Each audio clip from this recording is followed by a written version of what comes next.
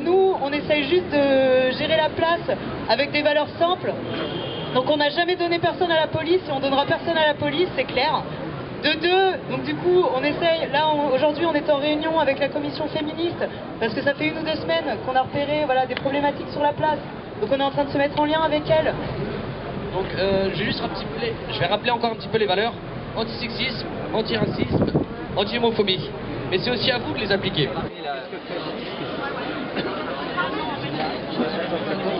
Du gouvernement et de sa répression policière, comment ils font tout pour criminaliser les manifestants. Du Figaro à Ouest France, en passant par Le Parisien, Le Monde, France Info ou Libération, quand les médias traitent de la mobilisation contre la loi travail, c'est toujours pour mettre en avant la soi-disant violence des manifestants. Quand ils parlent de heurts, de violences, de débordements, de casseurs, c'est toujours pour criminaliser les manifestants, jamais pour dénoncer l'incroyable dispositif policier, ni les provocations des flics, l'arrosage de lacrymos, ni les arrestations arbitraires des manifestants. Alors que des lycéens sont gazés, matraqués, interpellés et gardés à vue, que les parents les cherchent parfois pendant plus de 24 heures dans tous les commissariats de Paris, parce que personne ne veut leur dire où se trouve leur enfant, quand ils apprennent que celui-ci risque la prison pour un soi-disant jet de bouteille contre les flics qu'il n'a même pas commis, et quand bien même il l'aurait fait, qu'est-ce que c'est que des G2 contre des armées de CRS dont les gaz lacrymaux peuvent laisser des séquelles à vie, qui mutilent les manifestants par les jets de grenades, les flashbombes, ces manifestants qui perdent un œil, sans parler de tous ceux qui meurent tous les ans sous les coups de la police, sans qu'aucun média n'en parle. Mais non, Ryan, lycéen à Voltaire dans le 11e arrondissement, est mis en garde à vue 24 heures et se trouve en examen pour avoir bloqué son lycée. Les médias préfèrent donner la parole au proviseur qui affirme avoir reçu un coup de coude, attention tenez-vous bien, d'un élève alors qu'il tentait d'empêcher le blocage des portes du lycée. C'est du foutage de gueule.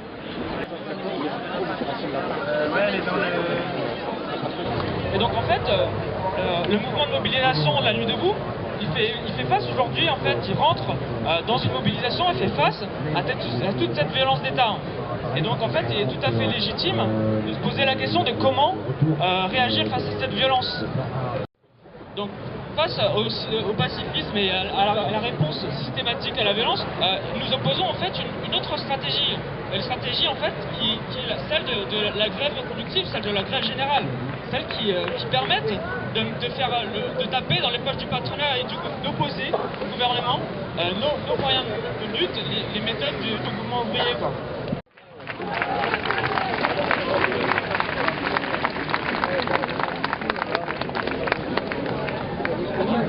Il y a un Français qui, comme beaucoup de Français, s'est engagé dans le Sahel et qui a abattu à bout portant un pauvre jeune homme palestinien qui ne présentait plus aucun risque. Et ce soldat français, il y a eu un concert qui a été organisé pour lui, il est déclaré héros alors que c'est un lâche immonde. Et ce concert, il a eu lieu à Tel Aviv. Et vous savez qu'est-ce que c'était? Il y avait 2000 personnes. Ce concert n'a pas été interdit. Et vous savez c'était quoi qui criait les spectateurs? Ils criaient mort aux Arabes. Alors Madame Hidalgo, j'aimerais que vous vous expliquiez sur ce que vous avez fait l'été dernier. Et quand on nous a dit que Tel Aviv, c'était la ville de la civilisation, du modernisme, etc., et bien personnellement, tout comme le dit très bien Viviane Forester, cette violence du calme, vous pouvez vous la foutre où je pense.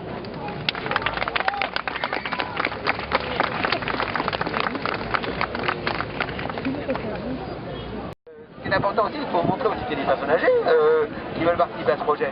Oui, oui, mais il y aura tous les âges mélangés, bien sûr, des jeunes, des vieux.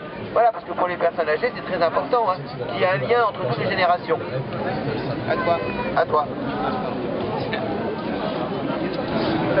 Là, pour aider, je ne suis pas d'accord. C'est pas le mot. Aider, j'aime pas ce mot-là. Je préfère ce mot participer, tu vois. Pas aider. Participer, accompagner. Mais pas aider. C'est un mot qu'on n'aime pas. C'est le même combat. En fait, c'est une forme de schizophrénie morale, c'est-à-dire qu'on est adapté qu'à nous. C'est-à-dire que nous, on voit que nos intérêts dans tout ça, mais c'est le même animal qui souffre de ça. Et nous, on veut abolir cette forme de pensée. On va dire, par exemple, ici, on va avoir simplement du savon. Le savon, déjà, il peut avoir été testé sur les animaux ou il peut contenir de la gélatine. La gélatine, c'est de la graisse de porc. Ça contient.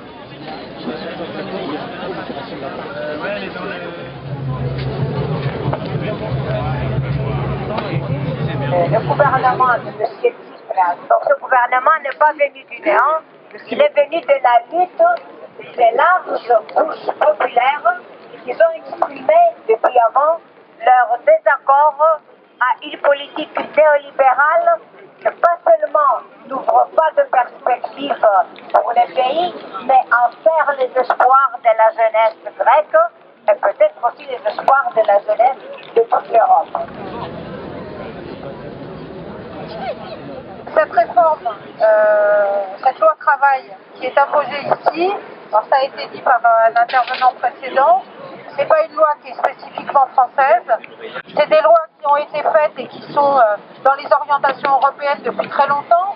Il y a des enjeux comme cela en Grèce, c'est une loi qui a été appliquée en particulier en Espagne, c'est une loi qui est appliquée aujourd'hui en Italie depuis quelques mois, et les résultats de ça sont des résultats qui sont aujourd'hui connus.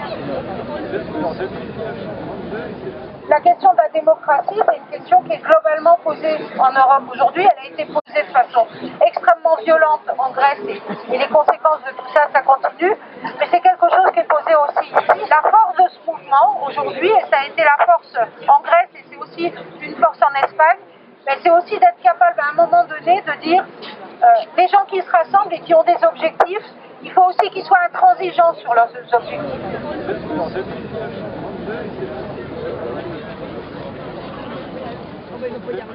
Balkany, j'en sais rien, j'entends toujours parler, enfin lui c'est maillot jaune, donc il n'y a pas, c'est un peu tiré sur l'ambulance, mais voilà, c'est juste ça quoi. Moi quand j'entends une loi qui passe, où ils sont à couvrir les secrets des entreprises et nanana, et moi après, moi je vais travailler aujourd'hui, enfin je travaillais hier, on va dire 12 heures pour 100 € à charger des camions, à me faire prendre un peu pour une merde sans manger. Et ils prennent de l'argent sur moi quand ils prennent 90. Enfin, moi aussi, la prison, c'est peut-être aussi pour eux. Et là, d'accord, et c'est ça aussi où t'es vénère, où t'es énervé, parce que nous, moi j'ai rencontré beaucoup de gens qui rêvent d'une vie comme Sarkozy, qui rêvent d'une vie comme Balkany, des voyages, des belles villas. Donc on est les mêmes, quoi. Et à un moment, quand on ressort, c'est nous la racaille, et on fait des conneries. Et le problème, c'est qu'il y a deux poids, deux mesures. C'est juste ça le plus énervant aussi, quoi. Je sais qu'il y a égalité, fraternité, bon, c'est depuis longtemps. Là, ça me redonne un petit peu espoir, mais voilà, prison pour tous, quoi, peut-être. À quoi sert la prison?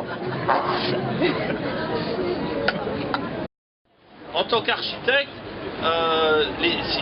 les praticiens en particulier savent que un architecte aujourd'hui, c'est quelqu'un qui est, entre guillemets, très souvent, malheureusement, là pour faire augmenter la valeur foncière des lieux.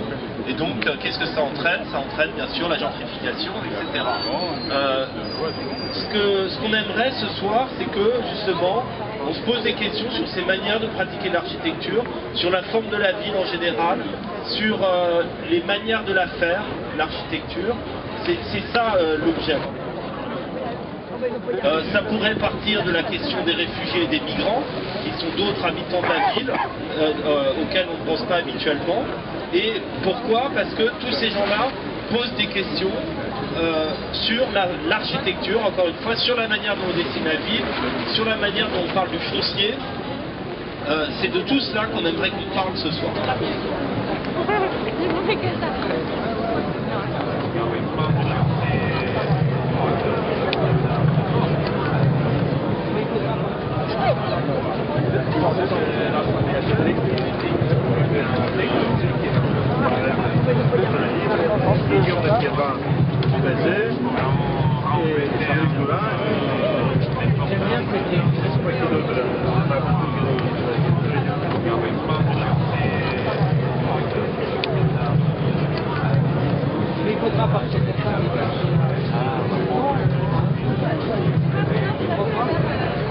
Quelqu'un va partir.